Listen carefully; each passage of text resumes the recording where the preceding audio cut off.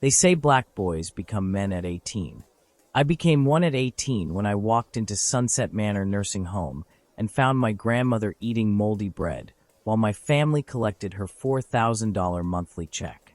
My name is Malik Davis, and this is the story of how I discovered that sometimes the people who claim to love you the most are the ones willing to sacrifice you for money. 6 months earlier, everything seemed normal in our family. I had just graduated high school with a 3.8 GPA, earned a partial scholarship to study engineering at the State University, and was working summers at my Uncle Jerome's auto shop to save money for college expenses. Life was good, and I was excited about my future. The only cloud in our family's sky was Grandma Betty's declining health. Grandma Betty Washington Davis had been the rock of our family for as long as anyone could remember.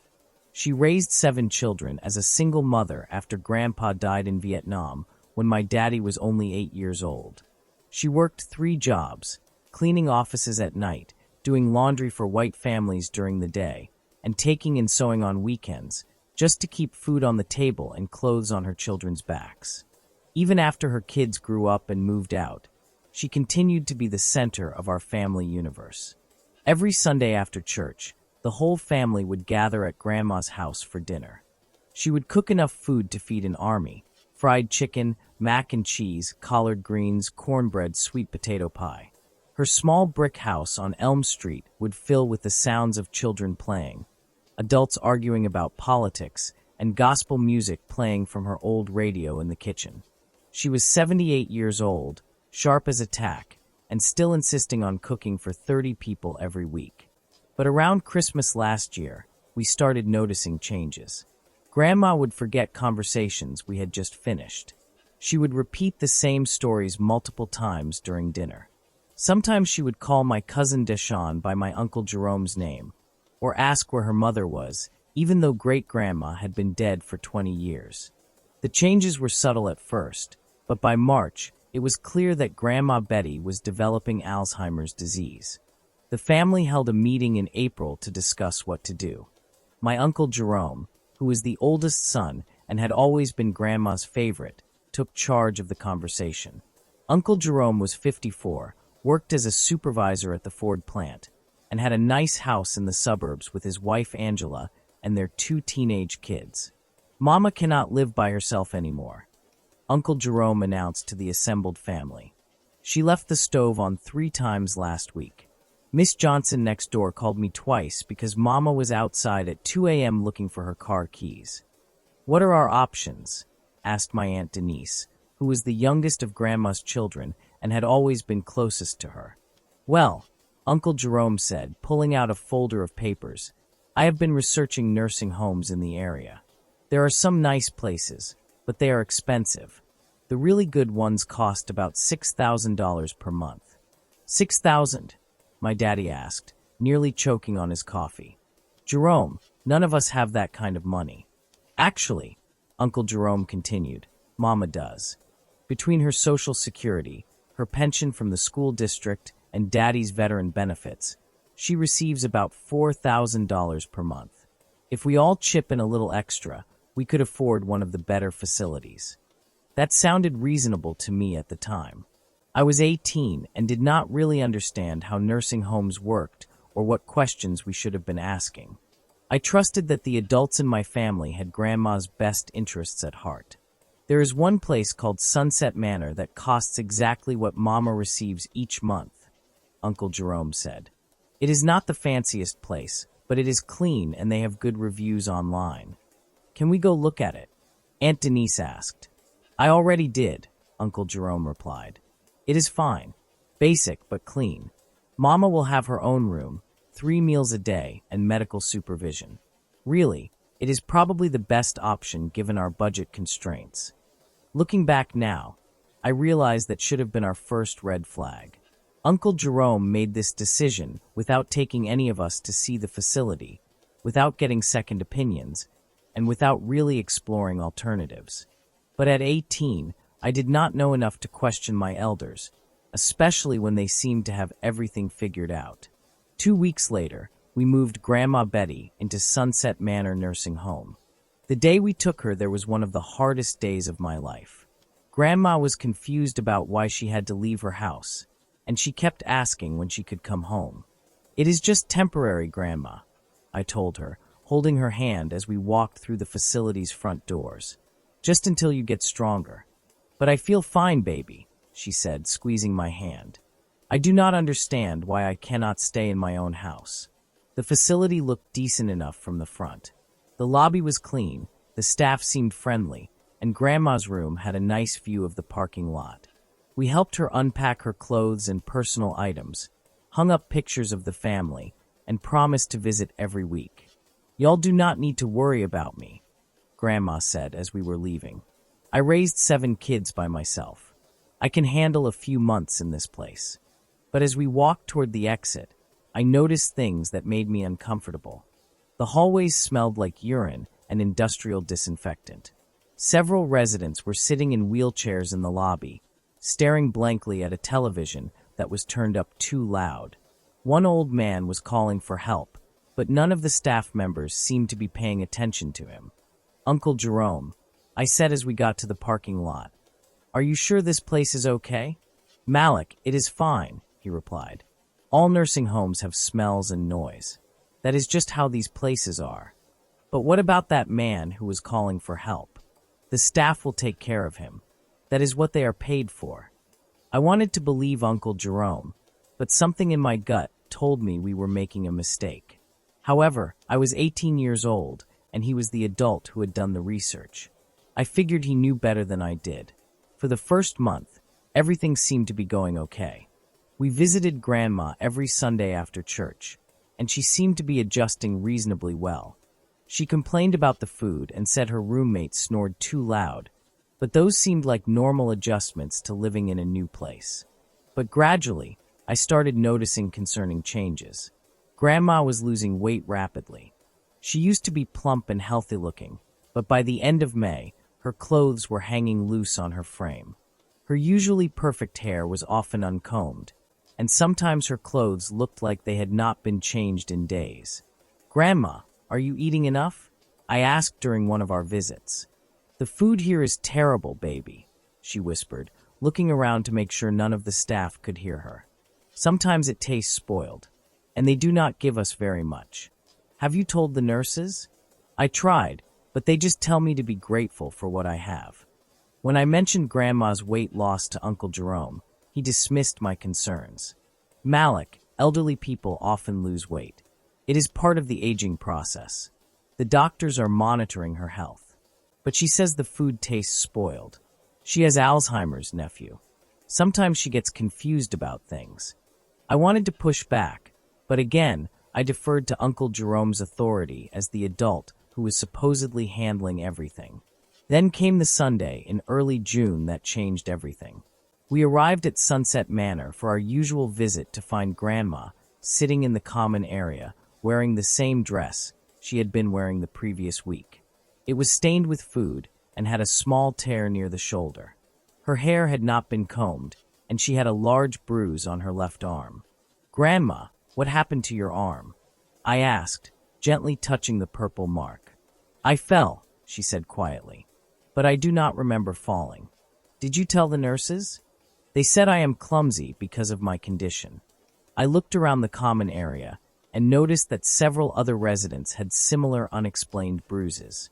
An elderly woman in a wheelchair near the window had what looked like finger marks around her wrist.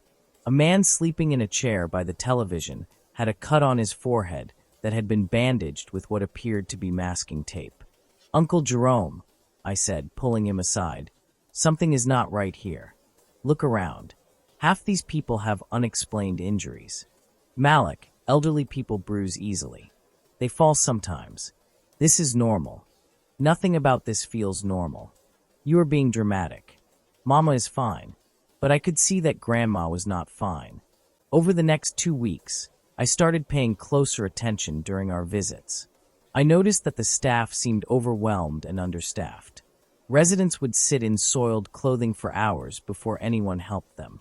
Meal portions were small, and the food often looked questionable.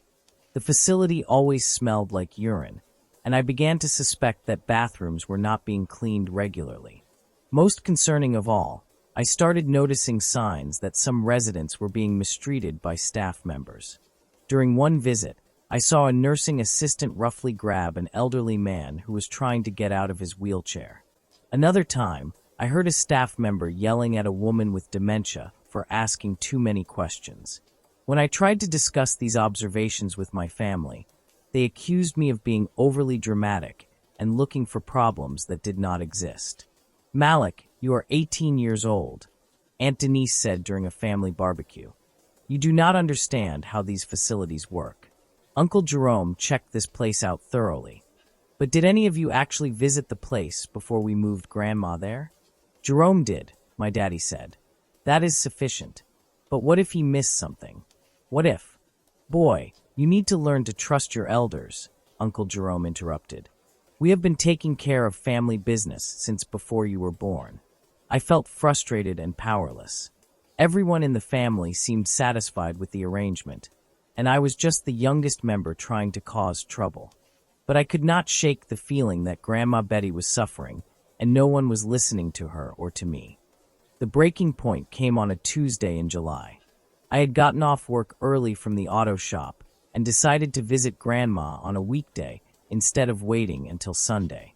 When I arrived at Sunset Manor around 4 p.m., I found a very different environment than what we typically saw during our weekend visits. The facility was understaffed, with only 2 nursing assistants visible for what appeared to be about 30 residents. The smell of urine was overwhelming, and several residents were calling for help with no response from the staff. The common area looked like it had not been cleaned in days, with food scraps on the floor and spilled drinks on the tables. I found Grandma in her room, lying in bed wearing clothes that were clearly soiled. Her roommate, an elderly woman named Mrs. Patterson, was sitting in a wheelchair next to a window, crying softly. "Grandma, are you okay?" I asked, rushing to her bedside.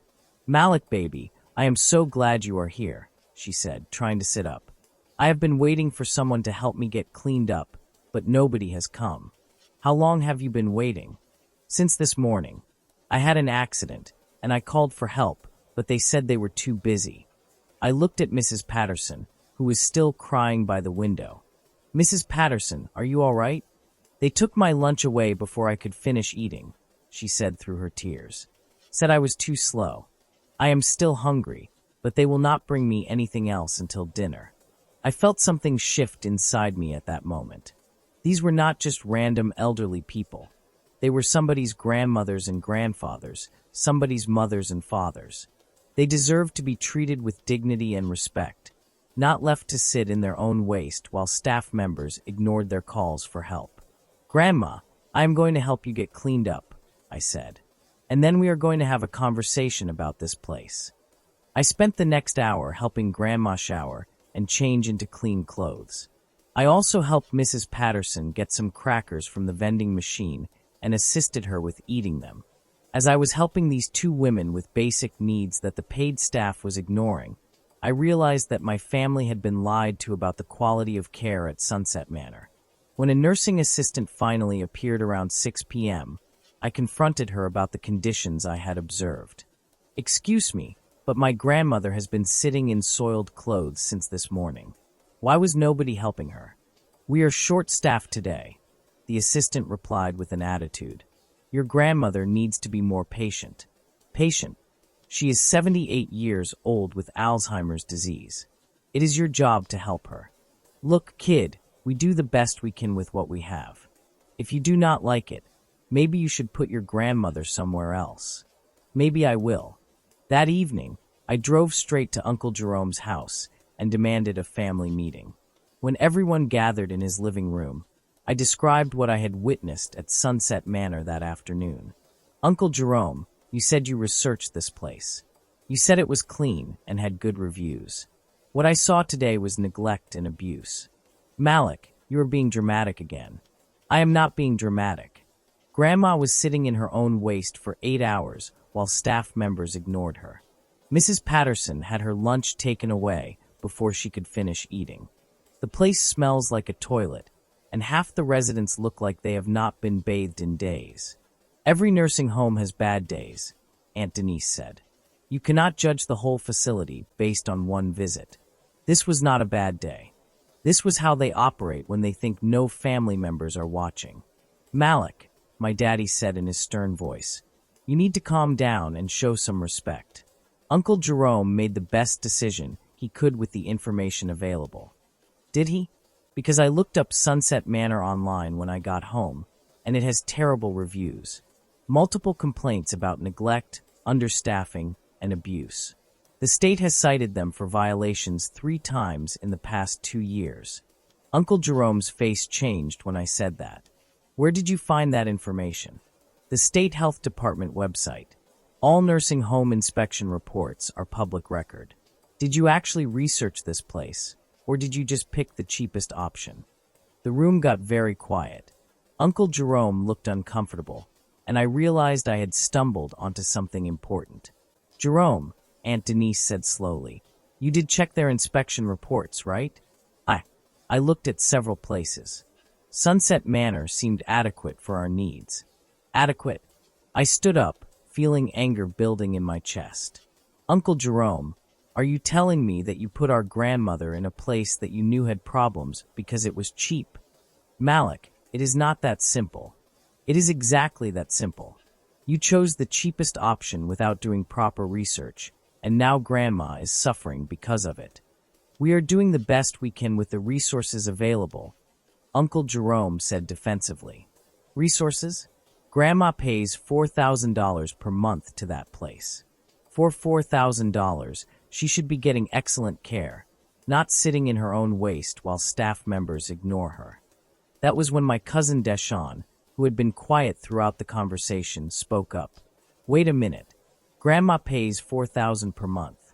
Yes, I said. Her Social Security, pension, and veteran benefits. But Uncle Jerome told me that we all needed to chip in money every month to help cover the costs.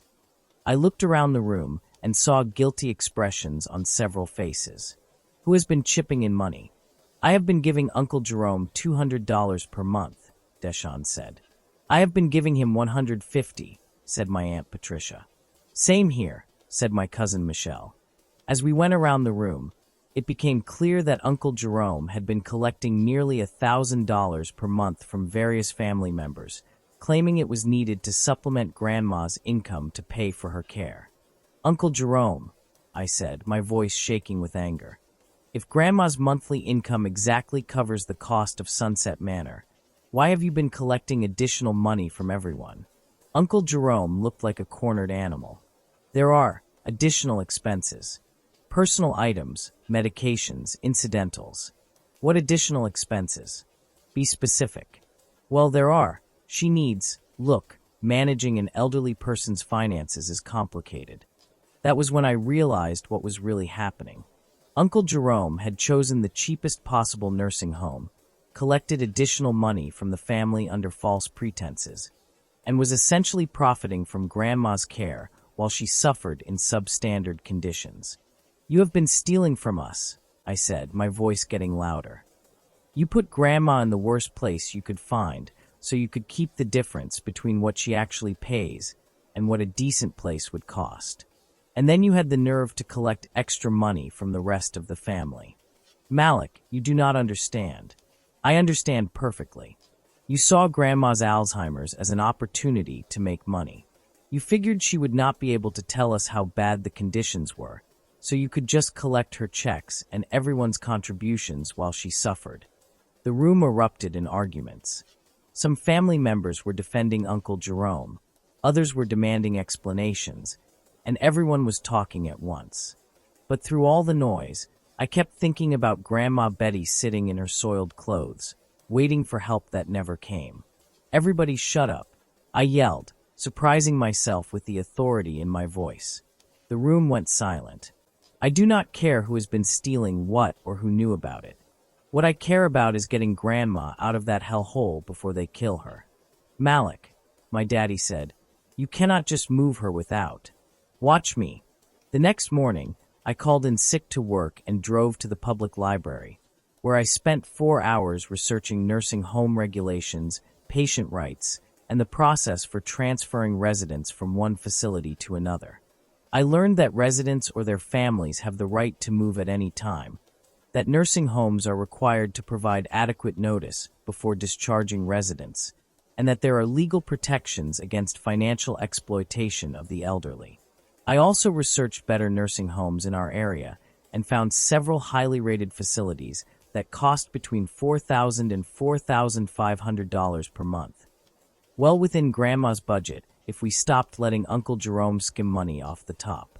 Armed with information and a growing sense of determination, I drove to Sunset Manor that afternoon to speak with the administrator about transferring Grandma to a better facility. I want to discuss moving my grandmother to a different nursing home, I told the woman at the front desk. You will need to speak with our administrator, Mrs. Collins. Let me see if she is available. Mrs. Collins turned out to be a thin, nervous-looking woman in her 50s who seemed more concerned about liability than patient care. Mr. Davis, I understand you have concerns about your grandmother's care, she said, gesturing for me to sit down in her cluttered office. However, I want you to know that Sunset Manor provides excellent care for all our residents. Mrs. Collins, I was here yesterday and found my grandmother sitting in soiled clothes for 8 hours with no help from your staff. We have been experiencing some staffing challenges lately, but this is not about staffing challenges. This is about basic human dignity. My grandmother is paying $4,000 per month to be neglected and mistreated. Mrs. Collins leaned back in her chair, and her demeanor shifted from apologetic to defensive. Mr. Davis, your grandmother has advanced Alzheimer's disease. Residents with her condition require specialized care that can be challenging even for experienced professionals. So your solution is to ignore her when she needs help. We do not ignore any of our residents. However, we do expect families to understand that caring for elderly individuals with dementia involves certain realities. What kind of realities? Well, for instance, residents with dementia often become agitated when staff members try to help them with personal care. Sometimes it is easier to wait until they are calmer before attempting to assist them. Are you telling me that you left my grandmother in soiled clothes all day because you were waiting for her to become calmer? I am telling you that we use our professional judgment to determine the best time to provide care. I realized that Mrs. Collins was essentially admitting to neglect while trying to make it sound like a legitimate care strategy. Mrs. Collins, I want to transfer my grandmother to a different facility. What do I need to do to make that happen? Well, there are procedures to follow. We need adequate notice. Medical records have to be transferred. Insurance approvals might be required. How much notice do you need? Typically 30 days, though it can take longer depending on. 30 days. My grandmother could die in 30 days if she continues receiving this level of care. Mr. Davis, I resent the implication that we would allow any harm to come to your grandmother. Mrs. Collins, neglect is harm. Leaving an elderly woman in soiled clothes for 8 hours is harm. Having understaffed facilities where residents cannot get help when they need it is harm. Mrs. Collins stood up from her desk, signaling that our conversation was over. Mr. Davis, if you are not satisfied with the care your grandmother is receiving here, you are free to make other arrangements. However, we require 30 days' notice and full payment through the end of her stay. And if I do not give you 30 days' notice, then you forfeit the security deposit and may be responsible for additional fees. I left that meeting more determined than ever to get Grandma out of Sunset Manor, but I also realized that I needed help navigating the bureaucracy and legal requirements involved in transferring nursing home residents. That evening, I called my girlfriend Jasmine's mother, Mrs. Rodriguez, who worked as a social worker for the county's Adult Protective Services Department. Mrs. Rodriguez had always been kind to me, and I hoped she might be able to provide some guidance. Malik, I am glad you called, Mrs. Rodriguez said after I explained the situation. What you are describing sounds like neglect and possibly financial exploitation if your uncle has been misappropriating funds intended for your grandmother's care. What can I do about it? First, you need to document everything you have observed. Take pictures if possible, write down dates and times of incidents, and keep records of all your interactions with the facility staff. Okay, what else? Second, you should file a complaint with the state health department. They are required to investigate allegations of neglect or abuse in nursing homes. Will that help get Grandma moved faster? It might. If the investigation finds serious violations, they can require the facility to improve conditions immediately or face penalties. What about the 30 days notice requirement? If you can document that your grandmother is in immediate danger, you may be able to get her transferred more quickly. However, you will need to have another facility ready to accept her. Mrs. Rodriguez also gave me the contact information for a lawyer who specialized in elder law and had experience dealing with nursing home issues. Malik, I have to ask, are you planning to handle this yourself, or are you going to involve other family members? Mrs. Rodriguez, most of my family either does not believe me about how bad conditions are at Sunset Manor, or they are more concerned about the money situation than Grandma's welfare. I think I am going to have to handle this myself. That is a lot of responsibility for an 18-year-old.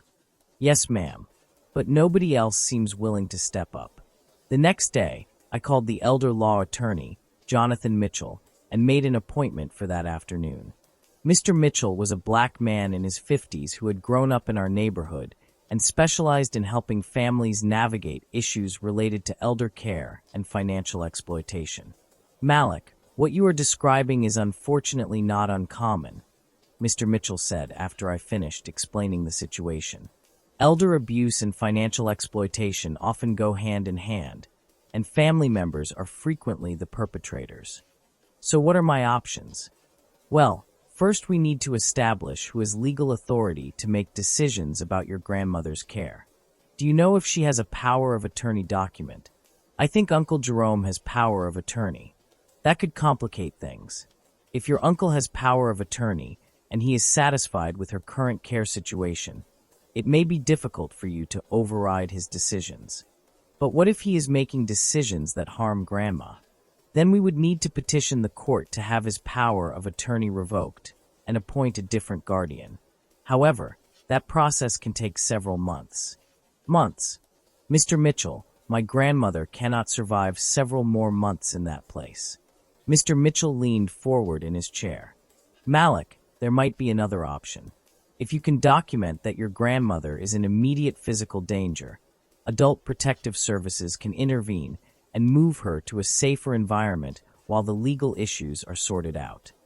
What kind of documentation would I need? Photographs of injuries or unsanitary conditions, written statements from witnesses, medical records showing deterioration in her condition. Anything that demonstrates she is being harmed by staying where she is. I can get that. Be careful, Malik. If your uncle realizes what you are doing, he might try to restrict your access to your grandmother or take other steps to prevent you from gathering evidence. That afternoon, I drove to Sunset Manor with a small digital camera hidden in my jacket pocket. I arrived around 2 p.m., during what I had learned was typically the most understaffed time of day. What I found was even worse than my previous visits. Grandma was sitting in the common area in a wheelchair, slumped over and apparently unconscious. Her clothes were dirty, her hair was uncombed, and she appeared to have lost even more weight since my last visit. "Grandma," I said, gently shaking her shoulder. "Grandma, wake up." She opened her eyes slowly and looked at me with confusion. "Who are you?" she asked. "It is Malik, Grandma. Your grandson." I do not have a grandson named Malik. My heart broke a little bit, but I realized that her confusion might actually be making her condition worse if she was not receiving proper nutrition and medical care. I spent the next 2 hours documenting conditions throughout the facility.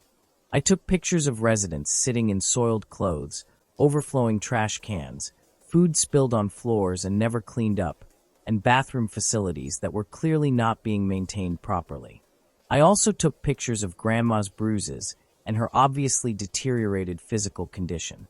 When I tried to speak with staff members about Grandma's care, I was told that they were too busy to talk and that I should make an appointment with the administrator if I had concerns. That evening, I called Mrs. Rodriguez and described what I had observed and documented.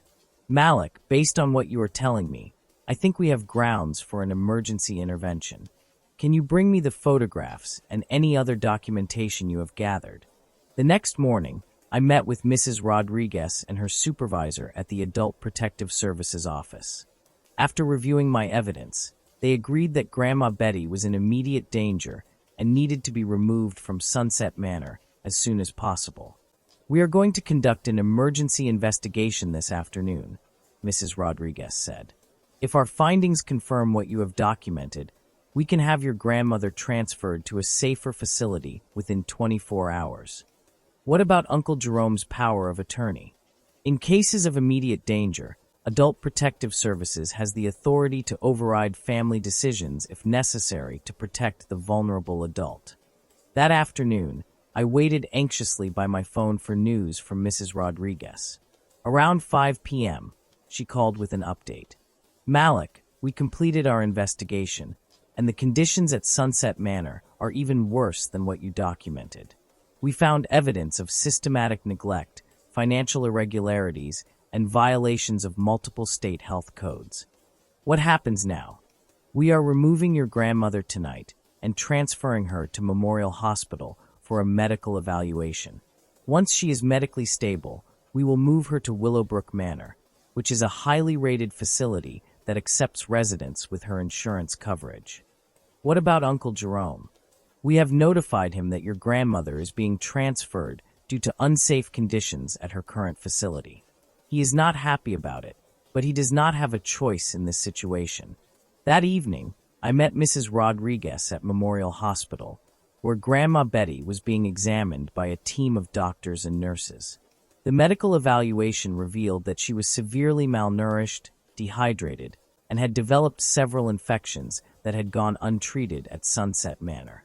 Mr. Davis, the emergency room doctor told me, your grandmother is in serious condition.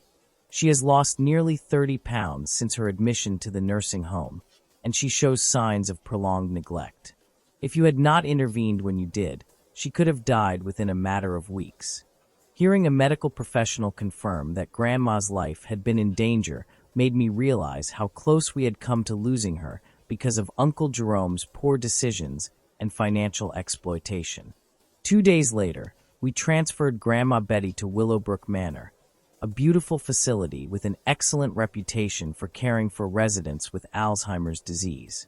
The difference was immediately apparent. The staff was professional and caring, the facility was clean and well-maintained, and residents appeared to be well cared for and treated with dignity. Mr. Davis, the director of nursing at Willowbrook, told me, we specialize in caring for residents with dementia, and we have a comprehensive program designed to maintain their quality of life while ensuring their safety and health. How much does this cost? Your grandmother's insurance and benefits package will cover the full cost of her care here.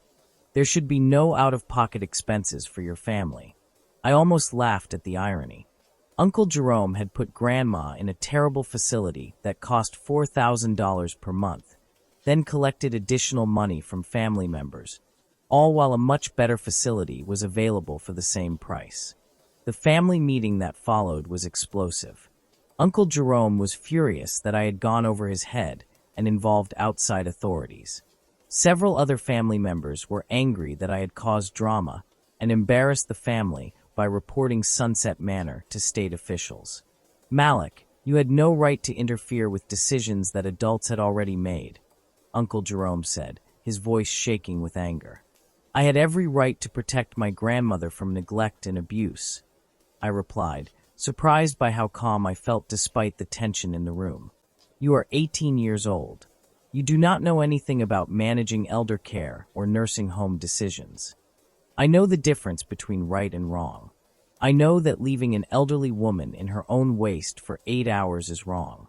I know that putting someone in a substandard facility so you can skim money off their care payments is wrong. I never skimmed any money. Uncle Jerome, you collected nearly $1,000 per month from family members, claiming it was needed to supplement Grandma's care costs. Meanwhile, Grandma was receiving $4,000 per month in benefits that exactly covered the cost of Sunset Manor. Where did that extra money go? Uncle Jerome looked around the room, realizing that everyone was waiting for his answer. There were legitimate expenses that I had to cover, such as administrative costs, transportation, personal items for Mama. Show me the receipts. Uncle Jerome could not show me receipts because there were none. Over the course of the next hour, it became clear that he had been pocketing most of the money that family members had been contributing for Grandma's care. Jerome, Aunt Denise said, are you telling us that you have been stealing money while Mama was suffering in that terrible place? I was not stealing anything. I was managing her finances and handling the administrative burden of her care. By putting her in the cheapest place you could find and collecting money under false pretenses, I did the best I could with the resources available. The resources available included enough money to put her in an excellent facility, I said. You chose to put her in a terrible place so you could profit from her care. The room erupted in arguments again, but this time, most of the family was angry at Uncle Jerome rather than at me. By the end of the evening, it was clear that Uncle Jerome's authority as the family's decision-maker had been permanently damaged. More importantly, the state investigation of Sunset Manor led to the facility being shut down within 6 months. The owners were charged with multiple violations of health codes, and several staff members were charged with neglect and abuse of elderly residents. The civil lawsuit that followed resulted in substantial settlements for families of residents who had been mistreated. Grandma Betty thrived at Willowbrook Manor. Within a month of moving there, she had gained back most of the weight she had lost, her infections had cleared up, and her overall health had improved dramatically. While her Alzheimer's continued to progress, she was comfortable, well cared for, and treated with the dignity she deserved. Malik, she said to me during one of my visits, having one of her clear moments, I do not remember everything that happened at that other place, but I remember you coming to help me. Thank you for not giving up on me. I would never give up on you, Grandma. You raised this whole family. The least I could do was make sure you were safe. You are a good man, baby. Your mama and daddy raised you right. 6 months later, I started college as planned, majoring in engineering with a minor in gerontology. My experience with Grandma Betty had taught me that elder care was a field that needed young people who were willing to fight for the rights and dignity of older adults. Uncle Jerome never apologized for his role in Grandma's mistreatment, and our relationship never fully recovered. However, the rest of the family began to see me differently. I was no longer just the youngest member of the family whose opinions did not matter. I had become the person who was willing to ask hard questions and take difficult actions when necessary. Malik, my daddy said to me one evening as I was visiting Grandma at Willowbrook, I owe you an apology. You were right about Sunset Manor, and you were right about Jerome. I should have listened to you from the beginning. Daddy, you trusted your brother to do the right thing. That was not unreasonable. But I should have trusted you too. You saw what the rest of us were unwilling to see. I just paid attention, and I refused to accept that neglect and abuse were normal parts of aging. As I finished my first year of college, I look back on that summer as the time when I learned that being a man was not about age or size or authority. It was about being willing to stand up for people who could not stand up for themselves, even when doing so meant challenging family members and risking relationships. Grandma Betty is still at Willowbrook Manor, still receiving excellent care, and still the center of our family's attention and love. Every Sunday after church, we gather in the facility's family room for dinner, just like we used to gather at her house. She does not always remember who we are, but she knows she is surrounded by people who love her. And every time I visit her, I am reminded that sometimes the most important thing you can do is refuse to accept that suffering is inevitable. Sometimes the most powerful thing you can do is pay attention when everyone else is looking away. Sometimes the bravest thing you can do is trust your own eyes and your own conscience, even when the adults around you insist that you are too young to understand. Uncle Jerome was partially right about one thing. 18-year-old young men do not typically understand the complexities of elder care and nursing home management.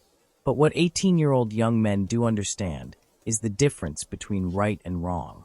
And sometimes, that is the most important knowledge of all. There are more stories like mine, guys who refused to stay silent, who broke the cycle instead of repeating it. 2 of them are right here on your screen. Click the one that speaks to your own fight. And if you want to walk with a community that knows sometimes saving your family means stopping them, tap the bell. I will see you in the next one.